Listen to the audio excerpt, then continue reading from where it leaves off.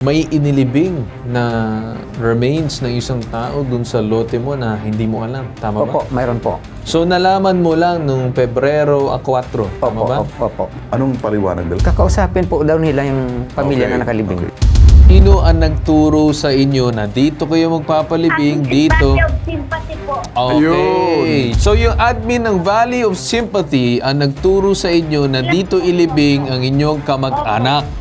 Ang narareklamong Valley of Sympathy, tumangking sumagot dahil mga pipit-bingi raw po sila. Nalagot yung dila ng mga putok sa puho na to. Ayon sa kanilang staff, busy raw sila. Pagsisipain ko kayo mga sentido ninyo dyan. Subukan nyo kaming lokohin. Para sa Valley of Sympathy, talagang manluloko po kayo kasi binaranggay ko na po kayo. Nakiusap po ako sa office ninyo. Ang dami ninyong ginawa sa akin na kapalpakan. Niloko po ninyo ako. Pinagpasapasahan ninyo po ako. Hindi ninyo ako tinulungan. Bagkos, ako pa mismo ang pinain po ninyo sa pamilya ng nakalibing po sa lote ko. Ako ang biktima po dito. Pero ang ginawa po ninyo, nagtago po kayo. Umiwas po kayo. Pambansang Sumbungan, Bitag Helpdesk. Kailan mo po, sir, pinurchase itong lote? December 2000. 28 po. December 28, 2000. Ikaw naman, sir, ay confident na meron kang mga papeles kung saan naka-locate yung lupa na binili mo. Opo, mayroon po akong Kompleto ko din ng resibo. ating original copy ng title at saka deed of sale. Saka yung plan. So, lahat kompleto. Opo. Ngayon, anong sinagot nitong kabilang panig? Sila ba din daw ay parang naloko? Ano ba daw yung kanilang sinasabi sa'yo?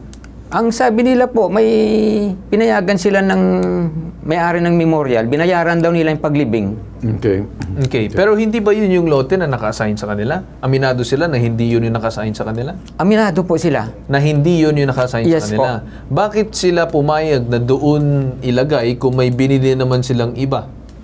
Pinayagan daw po sila ng Valley of Sympathy. Doon sila tinuro ng Oho. admin. Okay. Alright. At nagbayad daw po sila ng papalibing doon. Hindi mangyayari dyan kung hindi nagpabaya. Hindi po pwede mangyayari dyan kung meron sa, dito ka naka-assign, dito yung parte mo, ito yung lote mo, ito yung lot size mo, dito tayo lalagay. So, nung lumapit ka sa Valley of Sympathy Memorial Park para sabihin, teka muna, ba't may nakalibing dito sa espasyo ng, kumbaga, lupa ko? Anong paliwanag nila? Anong sinasabi nila dyan? Kakausapin po daw nila yung pamilya na nakalibing. Okay. Na-i-offer ba ng Valley of Sympathy dahil nagkamali siguro? Depende. Baka mag-usap kayo. Swapping. Hindi kaya? Ganon ang nangyari? Wala din po silang offer. Sino ang nagturo sa inyo na dito kayo magpapalibing, dito? Valley of Sympathy po. Okay. Yun sige naman, na. ma'am. Yung admin. So, yung admin ng Valley of Sympathy ang nagturo sa inyo na dito ilibing ang inyong kamag-anak. Di ba, ma'am, pagka bumibili kayo, meron parang plot yun ng lote kung saan dito nyo dapat ililibing yon. So, ano po ang nangyari dun sa lote na talagang binili nyo? Yun nga ho ang nirereklamo ko sa kanila kasi ang dami kong biniling lote sa kanila kung Okay. saan binigay. So, ma'am, kayo din, bumili kayo ng lupa, hindi maintindihan din ng Valley of Sympathy kung saan kayo tuturo-turo, kung saan-saan na lang tinuturo-turo para magpalibing. Kaya umabot sa punto na itong si Sir Noel ang itinuro ng Valley of Sympathy, kaya nyo inilibing doon yung remains. Tama po ba? Opo, Valley, kasi hindi naman po kami makakapaglibing po doon na hindi po nila consent. Noong nagreklamo na si Sir Noel, nakaabot sa Valley of Sympathy, sino po ang nag-reach out sa inyo? Itong si Sir Noel mismo o itong Valley of Sympathy? Valley of Sympathy po, sabi po nila, i-exhume daw nila yung brother ko na nakalibing. Hindi pa ba nararapat dahil sa kamalian na yan, dahil sa katangahan ng Valley of Sympathy, ilang beses ko inulit to, di po ba dapat alokin nyo na lang yung lupa na kuha ninyo kay Mr. Noel Navarro? Parang sinasabi rito, parang ito'y pang paggaan naman ng kalooban. Di ba, Aling Helen? Inalok niyo ba siya? Okay. Hindi pa po inalok si Nakahanda po ba kayong i-alok muna sa kanya yan? Opo. Alright. Yung bang lugar na yan, mapapatunayan mo kung saan lugar na yan para doon muna kung may karapatan. Ma'am, sandali. Opo. May karapatan po si Noel Navarro to say, hindi ko gusto yan. Siguro, kasi may lupa naman kayo, nabayaran niyo naman siguro yan, ma'am, di ba? Bilang kapalit doon sa lupa, doon sa napaglibingan nyo. Yun po muna, nakahanda po ba kayong ipalit yung lupa ninyo? Opo. Ayun. Okay. Doon na lang natin, yun na lang nakareserba sa iyo para exchange na lang, naayusin na lang sa Valley of Sympathy. Pwede ba sa iyo? Titingnan ko po kung yung saan yung lote niya doon. Nung time na binili nyo po, nung time ng pre-selling na binabanggit ninyo, ilang lote po ang binili ninyo? 18 po ng lote na binili ko po noon. So 18, 18 na lote ang nabili nyo, ilan na po ang nagamit na mga lote ngayon? Isa pa lang po. May isa pa, marami pa. Okay, okay. ma'am. Alright. Aling Helen, marami pa. Hindi, 18, isa pa lang. Di, may 17 pa kayo. O kahit sabihin namin 5, di meron pa kayong 12. O, ganito na lang, pwedeng gawa na lang po natin ng paraan muna para makita muna ni... Kung katangahan man, medyo ayoko makasakit, ano? Ano pang tawag niyan? Kung katangahan man po nitong memorial na to, kumbaga, magiging bahagi na po kami doon para pag-ayusin na lang. Bukan tawagan, ang pambansang sumbungan, Bitag Help Desk, ang inarereklamong value of sympathy, pero tumanging sumagot dahil mga pipit bingi raw po sila, nalagot yung dila ng mga putok sa puho na to. Ayon sa kanilang staff, busy raw sila. Pagsisipain ko kayo mga sintido ninyo dyan. Busy pala kayo ha. Subukan nyo kaming lokohin. Tinatanggap namin, kaya ito, pinaglalaro namin sagot ninyo kasi kalokohan yung sagot. So ngayon ma'am, ano pong intervention na pwede po magamit natin dito in terms of settling this issue sa inyo pa lang po dahil nakikita po namin pagkakamali, negligent po doon sa sinasabing memorial plan ng Memorial Park, itong Valley of Sympathy kasi bawat ililibing doon, alam na agad nila yung mga lote kung saan ililibing, nakapangalan na po yan. Kung nagkamali man po yan, there's negligence on the part of the Memorial Park eh nagkakaroon ng confusion doon sa mga kliyente po nila. Ayaw po nila makialam. Talagang may violation, alleged violation to si developer if ever na totoo po na nagbenta talaga siya twice ng lupa, knowing na meron nang nakabili. So, magiging open po sila to administrative sanctions and even yung violation ng legal obligation nila sa buyers. So, para po sa amin, sir, para po matulungan si buyer, pwede po kaming mag-conduct po ng site inspection Sige, to ma'am. confirm po yung Okay. nangyari sa Sige, ma'am. talaga doon sa area. And then we can do conciliation conference po between developer at saka si buyer. Inalaw po nitong memorial garden na to to basically bury the remains of a person there na parang hindi po na chinek. Siyempre, ma'am, dapat may mga description po dyan, di ba?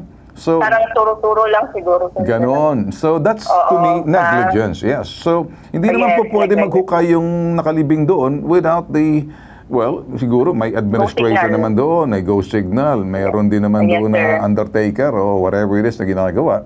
So, Yes, sir. walang pong kasalanan siguro po yung nakabili. Ang problema, ayaw pong kumilos nitong sympathy. Hindi, ang tawag ko na rin, negligent memorial park na siguro to eh. Kasi bakit? Ayaw po nila makipag-usap, na ayaw po nila makialam. Hinahayaan po nila maglabo-labo yung mga kliyente. Siguro ma'am, the first thing is to, kung sila'y nagbebenta riyan, kung sila'y may pananagutan pa, ipatawag niyan po agad the conference right away para magkaroon na po ng sinasabing mediation if necessary or take any legal action on the part if you find anything negligence on the part. Kasi wala po ako makitang ibang bagay eh. Ayaw po nila makapag-usap. Yes, sir. Bisa raw po sila. Eh, nagmamalaki Yes, pa sir. to. So siguro ma'am, that's the thing that we can do para magkaroon po ng resolution po rito, ma'am. Yes, sir. We can schedule po yung conciliation conference as soon as possible. Maybe next week po, sir. Sige ma'am, sige ma'am. Sir, on that aspect, concerned kami dito sa business practice nitong Valley of Sympathy Memorial Park. I agree with you. May kapababayaan po dyan. Ang pagkakaalam ko, ang aming BPLO ay sasadyain itong opisina ng Valley of Sympathy. Okay.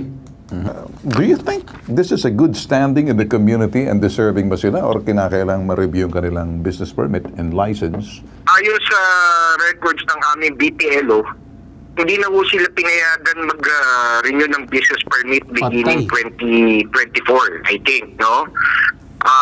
Dahil nung una silang nagparehistro noong 2014, dire-diretso naman, subalit napansin namin may tinayo silang columbarium. Yung columbarium, walang special use permit. So, hindi po sila pinayagan mag-renew ng 2024. Ayon sa tala ng aming BPLO. Well, with that, sir, nagpapakita lamang this establishment is not good standing in the community. They're defiant, and I find that they're cheating. I'm sorry to say that, because if not, then why are they not complying? Yun lang po kasimple. Inaasahan na po namin siguro, sir, that you're gonna take action. We'll bring this matter to you kasi meron naman kayong dyan, may kapangyarihan naman po kayo na yung kanilang negosyo, idadaan muna sa inyo, pero may mga nilalabag sila.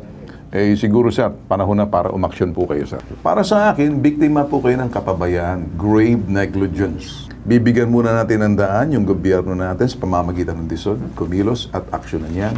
Dahil yan po sila yung mga public servant. Abogado kausap natin. So ipapatawag kayo niyan. Amin pong pag-aaral, yung pong nangyari, ito po isang uri ng panlilin lang. Diretso po, panlilin lang. Bakit po? Bilang memorial park, Deceit. meron po silang mga plano-plano ng kanilang mga lote-lote. Halimbawa, doon sa Valley of Sympathy, Valley of Loneliness, Valley of Melancholy, kung ano-ano pa po yan. Meron po silang mapa kung sino-sino Yes. o ano-anong lote na benta na, sino-sino na ang napapaglibingan. So hindi nila pwedeng sabihin, Ginong Carl Tulfo, Ginong Ben Tulfo, mga kababayan, na nagkamali sila at bahala na yung mga may namatayan. Yan po ay panlilin lang. Panlilin lang dahil sinasabi nila, available pa yung loteng yon, bagamat na ipagbili na pala nila sa ibang namatayan. Yes. So, may kasalanan po sila, estafa po yan.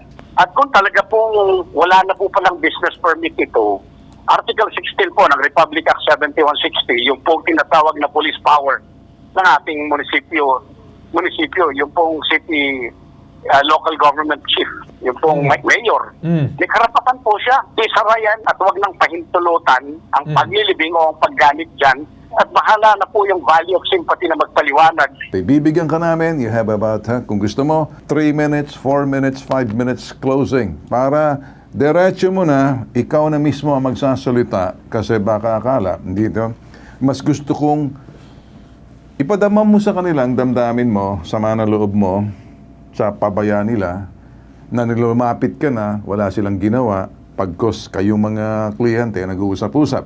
So, okay, go ahead. Para sa Valley of Sympathy, talagang manluloko po kayo kasi binaranggay ko na po kayo. Nakiusap po ako sa office ninyo. Pati ang lawyer po ninyo. Pinagawa nyo pa ako ng sulat na bibilhin ninyo yung lote ko. Tapos, binawi ninyo. Ang dami ninyong ginawa sa akin na kapalpakan. Niloko po ninyo ako. Pinagpasapasahan ninyo po ako. Hindi ninyo ako tinulungan, bagkos ako pa mismo ang pinain po ninyo sa pamilya ng nakalibing po sa lote ko. Ako ang biktima po dito, pero ang ginawa po ninyo, nagtago po kayo, umiwas po kayo.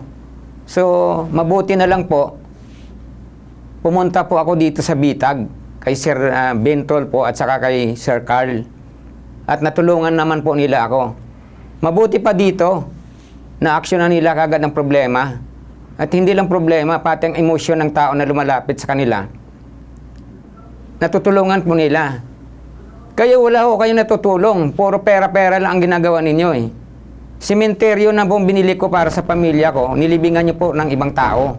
Hindi malilibingan po yon kung hindi nyo pinayagan. Kasi lahat ng proseso po doon, paglibing o paghukay, dumadaan po sa inyo. Paano mangyari po yon na magkakamali? Pagkakamali po ninyo po yon. Mabuti na lang po, may bitag na sumasalo sa mga taong katulad ko at tumutulong sa mga taong may problema na umaaksyon kaagad. Pero kayo wala ho kayong aksyon. Pinabalik-balik nyo po ako hanggang na nasawa na po ako. Wala ho talaga kayong planong ayusin ang problema ko kasi 3 bisis po tayo nag-hearing sa barangay. Wala ho kayong aksyon. Wala kayong offer. Bagkos ang sinasagot nyo lagi, kausapin nyo ang nagpapalibing. Paano nyo kakausapin po yan? Wala rin siyang kinalaman po doon. Until such time na kinausap ko yung pamilya na nakalibing at nagmamakaawa din. Kasi biktima din po siya. Kami ang biktima po dito. Tapos sabihin ninyo na wala kayong kinalaman. May kinalaman po kayo. Okay. Sino ang asikaso sa problema namin? Wala. Talagang manluloko po kayo. Kayo dyan sa Valley of Fraud. Makinig kayo, Valley of Fraud Memorial Park. Papalitan kong sympathy. Mismo, abogado na nagsasabi, this is fraud, this is deceit, this is negligence. Lahat na lang. Ang abogado ninyo, hinahamon kung putok sa buhok ang abogado ka ng Valley of Fraud, Este Valley of Sympathy Memorial. You can come here, you wanna engage debate, paliwanag mo sarili mo, lumutang ka. Sumagot kayo. Binibigyan namin kayo ng panahon, sumagot. Pangalawa na to. Pag hindi pa, may kasunod pa to. Bibisitahin namin kayo, mamamasyal kami dyan, bibisitahin namin kayo sa opisina ninyo, tingnan natin. Umayos kayo, Valley of Sympathy, you become Valley of Fraud, until such time patunayan nyo, marunong kayo magsimpatya, you're also called Valley of Deceit. Dito sa Valley na ito, kung busy kayo, abay, baka gawa na yan ni Sir Ben ng paraan para hindi na kayo maging busy. And with that said, dyan po tayo nagtatapos sa ating programa ngayong araw, itong Pambansang Sumbungan, Bitag Helpdesk.